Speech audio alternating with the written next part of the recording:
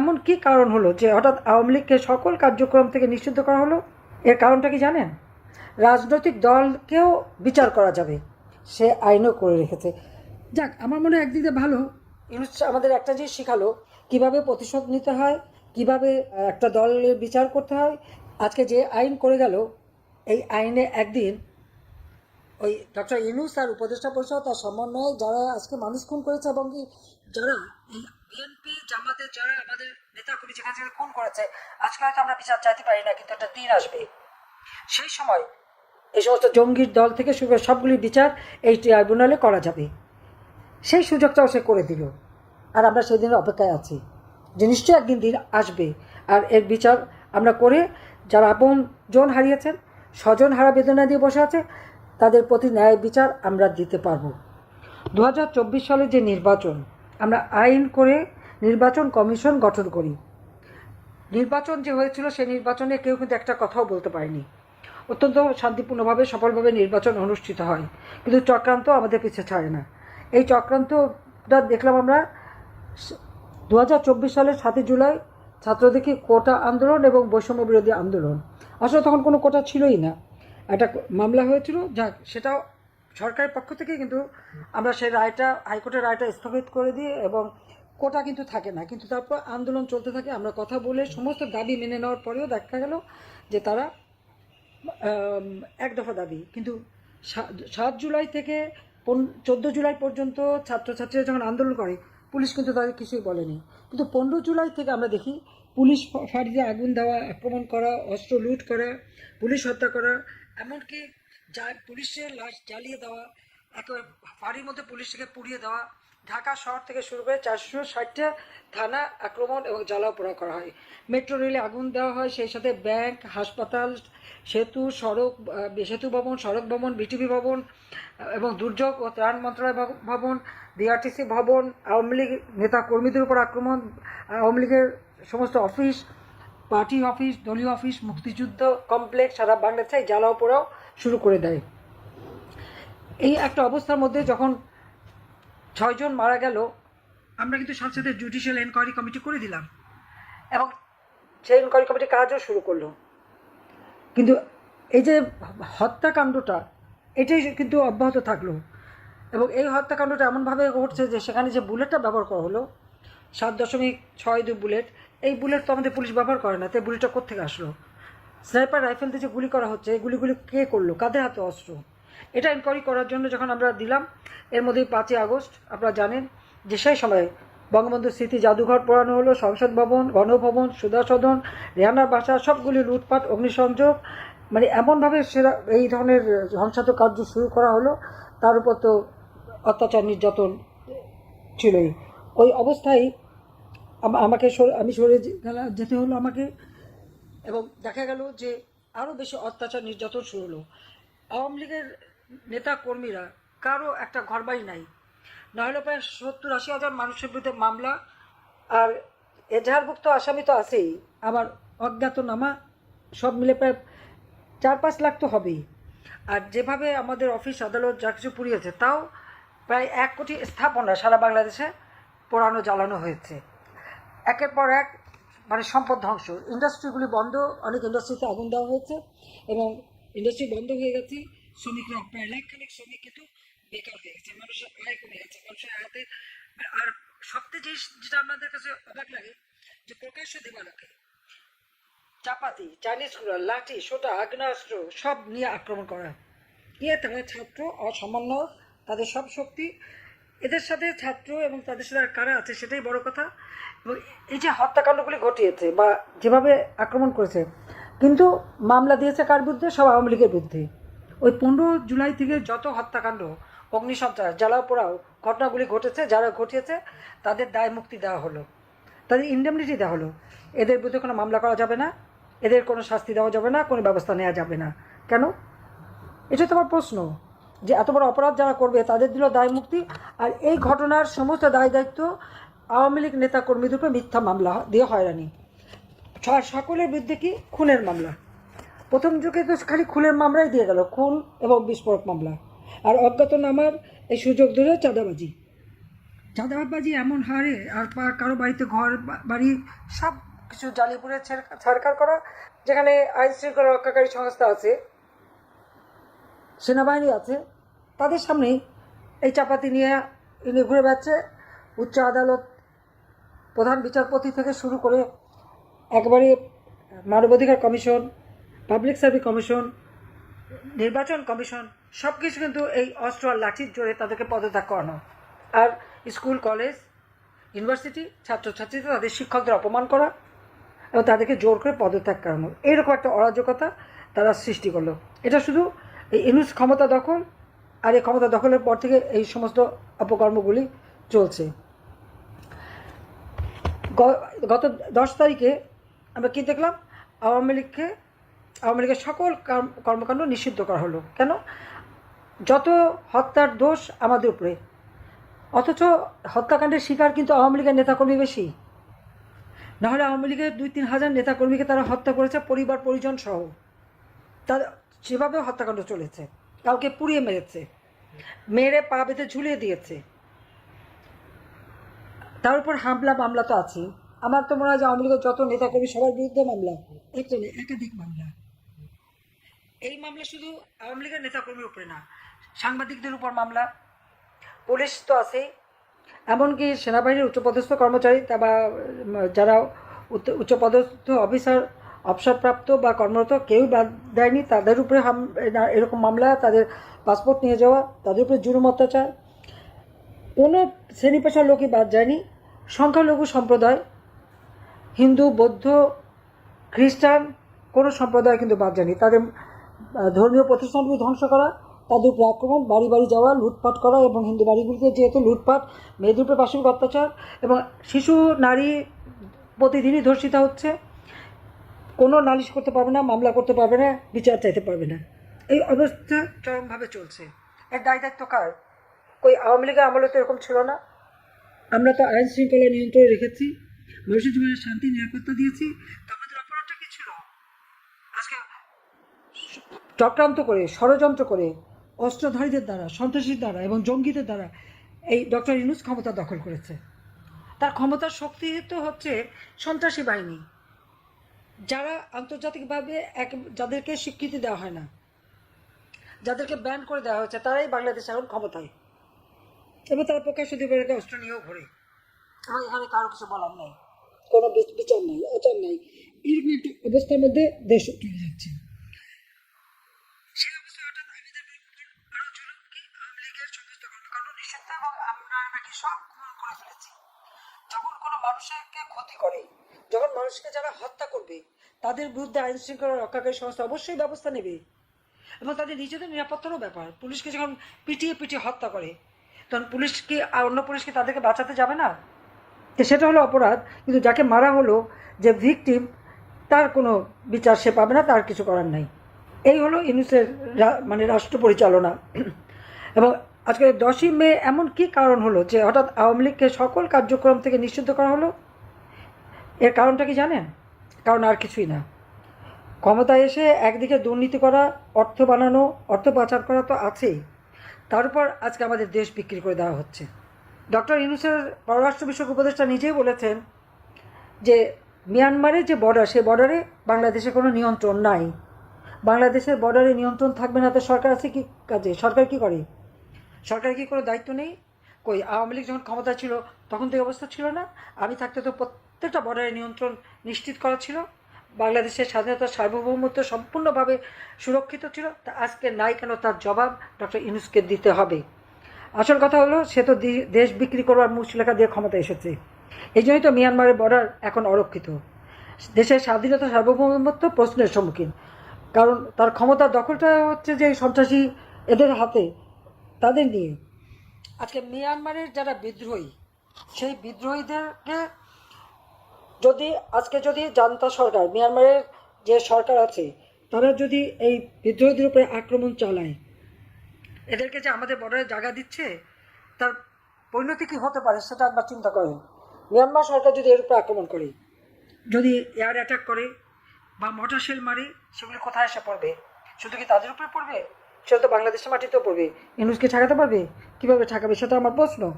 অর্থাৎ বাংলাদেশের মানুষকে বা দেশটাকেই সে মনে হয় যেন তার একটা রণক্ষেত্র বানিয়ে রেখেছে। যত শক্তি প্রয়োগ করছে সাধারণ মানুষের উপর আর আওয়ামী লীগ নেতাকর্মীর উপরে। আর এখানে দেশের স্বাধীনতা সার্বভৌমত্ব রক্ষার কোনো চেষ্টাই তার নাই। দেশটাকে বিক্রি করে দিয়ে আজকে দেশের মানুষের জীবন মান সব অনিশ্চয়তার দিকে ঠেলে দিচ্ছে। আমরা দেখেছি যে একদিন বিএনপি লুটপাট করেছে, দখল করেছে, আগুন দিয়েছে। এখন আবার তাদের সাথে জুটেছে এনসিপি, তারাও এখন দখল লুটপাট শুরু করে দিয়েছে। আর 15 জুলাই থেকে যারা এই হত্যাকাণ্ড ঘটেছে সব দায় মুক্তি দিয়ে তাদেরকে লালন পালন করছে। তার মানে সাধারণত একটা রাষ্ট্রে মানুষের জীবনে শান্তি নিরাপত্তা দিতে হলে দুষ্টের দমন শিষ্টের পালন করতে হয়। আর ইউনিট সরকারের নিয়ম হচ্ছে দুষ্টদেরকে তার আওতায় রাখা, ছায়াতলে রাখা, তাদেরকে মদত দেওয়া, আর যারা নিরীহ সাধারণ মানুষ তাদের উপরেই জুলুম অত্যাচার করা, এটাই করে যাচ্ছে। এই যত ধ্বংসযজ্ঞ আজকে হলো এর সাথে যারা জড়িত তাদের কেন বিচার হবে না, সেটাই আমার প্রশ্ন। আওয়ামী লীগ এখানে ক্ষতিগ্রস্ত, সব থেকে বেশি আওয়ামী লীগের উপর জুলুম হয়েছে। আবার সেই আওয়ামী লীগের উপরেই নিষেধাজ্ঞা দেওয়া হয়। এই নিষেধাজ্ঞা আমরা কখনোই মানতে পারি না, এটা আমরা মানি না। কারণ আওয়ামী লীগ ভেসে আসেনি। আওয়ামী লীগ এদেশের মানুষের অধিকার প্রতিষ্ঠা করার সংগ্রাম সবসময় করে গেছে। কারণ আওয়ামী লীগ এদেশের মানুষকে অন্ন, বস্ত্র, বাসস্থান, চিকিৎসা, শিক্ষার সুযোগ দিয়েছে, জীবনমান উন্নত করেছে, গ্রাম পর্যায় পর্যন্ত সার্বিক উন্নতি হয়েছে। বিশ্বে আমার দেশের মানুষ তারা জন্য একটা মর্যাদা নিয়ে চলতে পারে, সেই ব্যবস্থাটা আমরা করেছি। কিন্তু সাহেব ক্ষমতায় আসার পর উনি নিজে কি পেয়েছেন আর দেশের মানুষকে কী দিয়েছে, সেটাই আমাদের প্রশ্ন। তিনি কি পেয়েছেন আপনারা দেখেন। এক তো সে শ্রমিকদের অর্থ আত্মসাৎ করেছে, তার নিজের কোম্পানির শ্রমিক। নিয়ম আছে প্রত্যেক কোম্পানি তার প্রফিটের 5% শ্রমিক কল্যাণ ফান্ডে জমা দেবে। ইউনুস কোনোদিন তা জমা দেয়নি। শ্রমিকরা যখন দাবি করলো তাদের অনেককে চাকরি থেকে বের করে দিল, তারা মামলা করলো। আর সেই মামলায় সাজাপ্রাপ্ত আসামি, শ্রমিক আদালতে সাজাপ্রাপ্ত আসামি হচ্ছে ইউনুস, ডক্টর ইউনুস। তিনি কিন্তু শ্রমিকদের অর্থ আত্মসাৎ করে সাজাপ্রাপ্ত আসামি। দুর্ভাগ্য বাংলাদেশে যে সাজাপ্রাপ্ত আসামি আজকে ক্ষমতার শিখরে বসে আছে, তাও অস্ত্রধারী সন্ত্রাসীদের দ্বারা। ক্ষমতায় বসেই তার বিরুদ্ধে আয়কর ফাঁকিদার মামলা, দুর্নীতির মামলা, প্রায় 5টা দুর্নীতির মামলা হয়েছিল। গ্রামীণ ব্যাংকের আত্মসাৎ, পয়সা আত্মসাৎ, গ্রামীণ টেলি কমিউনিকেশনের টাকা আত্মসাৎ, এই সমস্ত আত্মসাৎ, মানি লন্ডারিং, সব কিছু অডিট রিপোর্ট এবং তদন্তে বেরিয়ে এসেছে এবং তার বিরুদ্ধে মামলা করা হয়েছে। তার যে ট্যাক্স ফাঁকির মামলা, প্রায় 1100 কোটি টাকার ট্যাক্স ফাঁকি, সেখানে 666 কোটি, দুঃখিত 666 কোটি টাকার যে মামলাটা, তার রায় হওয়ার কথা ছিল 6ই আগস্ট। এই জন্য 5ই আগস্টে এমন একটা পরিবেশ সৃষ্টি করলো যেন ওই রায় আর দিতে না পারি। আর ক্ষমতা এসেই সব মামলা প্রত্যাহার করে নিল। যে মামলা রায় দিতে তখন অপেক্ষাবান, সে মামলা কিভাবে সে প্রত্যাহার করে? এটা সম্পূর্ণ একটা অনিয়মের মধ্যে দিয়ে সমস্ত মামলা সে প্রত্যাহার করে নিয়েছে। কিন্তু যতই প্রত্যাহার করুক, শেষে শ্রম আদালতে সাজাপ্রাপ্ত আসামি, এটা তো আর কোনদিন মুছে যাবে না। এটা কিন্তু মানুষ চিরদিন মনে রাখবে, শ্রমিক শ্রেণীও মনে রাখবে। কারণ আজকে তার কারণে লক্ষ লক্ষ শ্রমিক আজকে চাকরি হারা। মহিলা শ্রমিকরা গার্মেন্টস বন্ধ হয়ে গেছে, তারা বাড়ি ফিরে গেছে খালি হাতে, তাদের চোখের পানিতে তার জীবন কাটে। এই অবস্থা সে সৃষ্টি করেছে। কিন্তু নিজে কি পেয়েছেন? ক্ষমতা এসে তিনি ম্যান পাওয়ারের ব্যবসা নিয়ে নিয়েছেন। এই বয়সে এত ব্যবসা দিয়ে যাবে কোথায়, খাবে কি? আমার সেটাই প্রশ্ন। ম্যান পাওয়ারের ব্যবসা জনশক্তি রপ্তানি করবে। ডিজিটাল ওয়ালেট গ্রামীণ টেলিকমের অধীনে তিনি চালু করেছেন, টাকা লেনদেনের ব্যবসা। যেমন বিকাশ, নগদ আছে, ঠিক সেইভাবে সেও সেই ব্যবসা করবে। তাছাড়া বিশ্ববিদ্যালয় প্রতিষ্ঠা, সেটাও তার একটা ব্যবসা। হাসপাতাল প্রতিষ্ঠা, সেটাও একটা ব্যবসা। গ্রামীণ ব্যাংকের শেয়ার, গ্রামীণ ব্যাংকটা সরকারি টাকায় করা। আমি নিজে গ্রামীণ ব্যাংকে 400 কোটি টাকা দিয়ে এই ব্যাংকটা শক্তিশালী করে দিয়েছিলাম। এটা পাবলিক প্রপার্টি, জনগণের অধিকার। এখানে 25% হয়েছে সরকারের, সে সেই ভাগটা অংশটাও কেড়ে নিয়ে গেছে। মাত্র 5% আছে, বাকি সবটা সে আত্মসাৎ করেছে। এবং এইভাবেই গ্রামীণ ব্যাংকটাকেও সে গ্রাস করে ফেলেছে। গ্রামীণ ব্যাংকের সম্পত্তি, সেখানেও সে প্রায় 11,000 স্কোয়ার ফিটের একটা ফ্লোর বিনা পয়সা নিয়ে নিয়েছে। সেখানে ইউনিট সেন্টার বসিয়ে দিয়ে সেখান থেকে যত মিথ্যা কথা বানানোর কারখানা, ওটা যত অপপ্রচার চালানোর কারখানা, আর ওনার গুণগান গাওয়ার কারখানা বানিয়ে রেখে দিয়েছে, সেখানে টাকা দিল ওনাকে। একই সাথে নিজের যেমন আয়কর দেয় না, ফাঁকি দেয়, আবার গ্রামীণ ব্যাংকের আয়করও 5 বছরের জন্য সে মুক্ত করে দিয়েছে। কেন? এটা তো একটা প্রফিটেবল বিজনেস, এটা তো নিতে পারে না। ইউনুস আসলে এই যে ছাত্র শিক্ষক এদেরকে নিয়ে যাদেরকে বিশেষ করে তার যে ভারতের বাহিনী আছে, অস্ত্রধারী সন্ত্রাসী জঙ্গি সমন্বয়ক এবং সমস্ত জঙ্গি সংগঠন, তাদেরকে নিয়ে তার যে আন্দোলন, এই আন্দোলনটা হচ্ছে দৃষ্টি ফেরানোর জন্য। কারণ সে তো দেশটা বিক্রি করে দিচ্ছে, দেশটা বিক্রি করে দেবে, সেই জন্যই সে আওয়ামী লীগ নিষিদ্ধ করার আন্দোলন করাচ্ছে। যেখানে আন্দোলন চললে পরে আমাদের যখন ছাত্র শিক্ষক ওলামা মাশায়েখ সুফিবাদী যারা আন্দোলন করেছে, মাদ্রাসার শিক্ষক শ্রমিক যে যখন আন্দোলন করেছে, তাদের উপর দমন পীড়ন, সাউন্ড গ্রেনেড, গুলি, লাঠিচার্জ এগুলি করেছে। ছোট্ট শিশু কোলে শিক্ষয়িত্রী মাকে গরম পানি মারা হলো। আর এদিকে ডক্টর ইউনূসের ফরমাইশি আন্দোলনের রাস্তায় যারা অংশগ্রহণ করলো, তাদের গরম যাতে না লাগে, তাদের জন্য রোদে কষ্ট না হয়, সেই জন্য ঠান্ডা পানির ঝর্ণা দিয়ে তাদের গরম তাড়ানো হলো। আল্লাহটা কত বেশি আপনারা একবার ভেবে দেখেন তো, যে তাদের আরামের ব্যবস্থা করা হলো। কারণ তারা আওয়ামী লীগ নিষিদ্ধ করার আন্দোলন করছে, এটা তো ইউনূসেরই তৈরি করা এবং তার ফরমাইশি আন্দোলন এটা, এবং সেই আন্দোলনকে সামনে রেখে সে আওয়ামী লীগের বিরুদ্ধে ব্যবস্থা নিল। একটা কথা তার ভুলে গেলে চলবে না, আওয়ামী লীগ জনগণের ভোটে নির্বাচিত সরকার গঠন করেছে। আমরা এখনও জনগণের ভোটে নির্বাচিত, এবং আওয়ামী লীগ প্রতিষ্ঠা হয়েছে 1948 সালে। এই 48 সাল থেকে এ পর্যন্ত আওয়ামী লীগ জনস্বার্থে কাজ করেছে। আজকে বাংলাদেশের যত অর্জন শুধুমাত্র তা আওয়ামী লীগই দিয়েছে। আওয়ামী লীগ এখানে নিজেদের স্বার্থে কাজ করেনি, জনগণের স্বার্থে, জনগণের কল্যাণে আমরা কাজ করেছি। প্রকল্পগুলি একে একে সব বন্ধ, টাকাগুলি গেল কোথায়?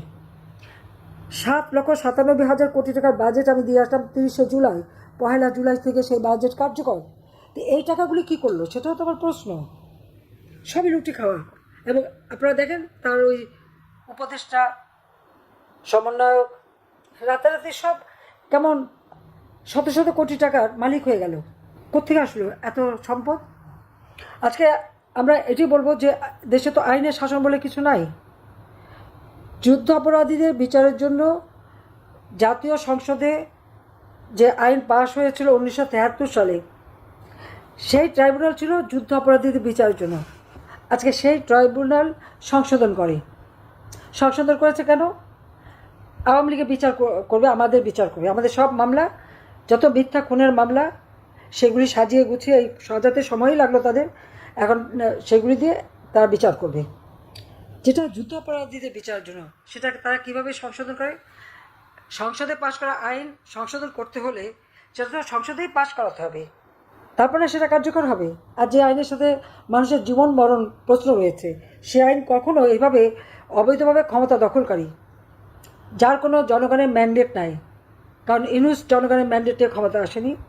ইউনূস যে পদে বসে আছে, এই পদ সংবিধানের কোনো জায়গায় তার স্বীকৃতি নাই। সন্ত্রাসের মাধ্যমে চক্রান্ত করে সেই ক্ষমতা সে দখল করেছে, এটা তো সে নিজে স্বীকার করেছে। বিল ক্লিন্টন ফাউন্ডেশনের অনুষ্ঠানে যে সে বলেছে যে এই আন্দোলনের কোনো নেতা ছিল না, এই আন্দোলন তার মেটিকুলাস ডিজাইনের ফল। সেভাবে সে শেখ হাসিনাকে রিমুভ করেছে এবং সে ক্ষমতা বসেছে। কি চমৎকার কথা, ক্ষমতাকে দখল করে নিয়েছে, দখলটা ভালোই বোঝে।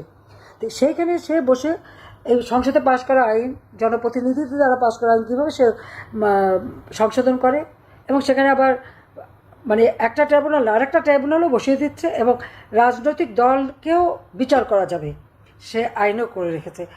যাক, আমার মনে হয় একদিক দিয়ে ভালো, ইউনূস আমাদের একটা জিনিস শেখালো কীভাবে প্রতিশোধ নিতে হয়, কীভাবে একটা দলের বিচার করতে হয়, কীভাবে বিচার করতে হবে, সেগুলো ভালোভাবে সে বুঝাচ্ছে। ট্রাইব্যুনাল আইন নির্বাহী ক্ষমতা বলে সে করেছে। আজকে এটা আমাদের বিচার করবে, দিন একভাবে যাবে না। কারণ তার যে ষড়যন্ত্র, আজকে ষড়যন্ত্র শুধু এখানে না, জাতির কাছে আজকে উন্মোচিত হয়ে গেছে। তার যে দুর্নীতি আর ক্ষমতা এসে আগে যে নিজের স্বার্থটা দেখা, এটা কিন্তু আজকে জাতীয় আন্তর্জাতিকভাবে প্রকাশিত হয়ে গেছে। কাজে এই অবস্থা থেকে বাংলাদেশের মানুষকে মুক্তি দিতে হবে। তার জন্য সকলকে এক হতে হবে, যাতে করে বাংলাদেশের মানুষের জীবনে আবার আমরা শান্তি নিরাপত্তা আনতে পারি, বাংলাদেশের মানুষের জীবন আবার উন্নত করতে পারি, আর্থসামাজিক উন্নতি করতে পারি, সেদিকে লক্ষ্য রেখে আমাদের কাজ করতে হবে। এটাই আমার আহ্বান। যা কিছু আছে তাই নিয়ে এখনই প্রস্তুত হয়ে জনগণকে সাথে নিয়ে জনগণের কল্যাণে এই সরকার হটানোর জন্য যা করা দরকার সবাইকে করার জন্য আহ্বান জানাচ্ছি। ইনশাআল্লাহ জনতার জয় হবেই হবে। সবাইকে ধন্যবাদ।